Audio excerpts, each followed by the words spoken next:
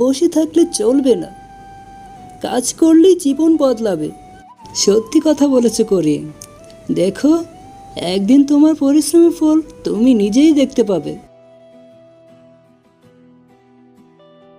জীবনে অলসতা মানুষের কষ্ট আর দুঃখ দেয়, কিন্তু পরিশ্রম আর উদ্যম জীবনকে সুন্দর ও সফল করে তোলে। করিমের মতো আমাদেরও বুঝতে হবে যে পরিশ্রম ছাড়া ভাগ্য কখনোই বদলানো সম্ভব নয়।